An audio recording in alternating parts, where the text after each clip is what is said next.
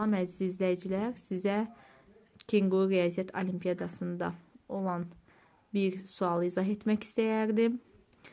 Deməli, Leylanın 6 yaşı var, o qardaşından 1 yaş kiçik, bacısından isə 1 yaş böyükdür. Bu 3 uşağın yaşlarının cəmini tapın. Əvvəlcə bilirik ki, 3 şəxsdən söhbət gedir, yəni Leyla, qardaşı və bacısı. Deməli, Leylanın 6 yaşı var.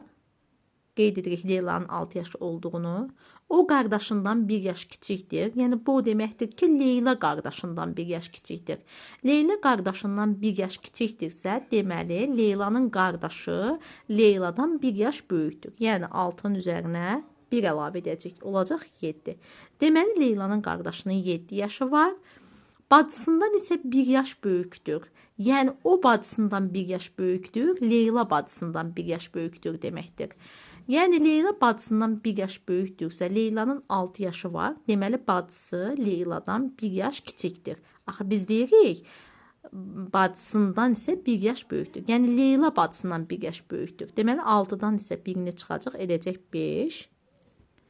Deməli, bu 3 uşağın yaşlarının cəmini tapın deyirsə, Leylanın 6 yaşı var idi. Qardaşının tapdıq ki, 7 yaşı var. Bacısının isə 5 yaşı var. Cəmini tap dedikdə isə biz toplama əməli yerinə yetirməliyik. 6-nın üzərinə 7 gəlsək edər 13, 13-ün üzərinə 5 gəlsək edər 18. Deməli, bu 3 uşağın yaşlarının cəmi neçə edir? Yaşlarının cəmi edir 18.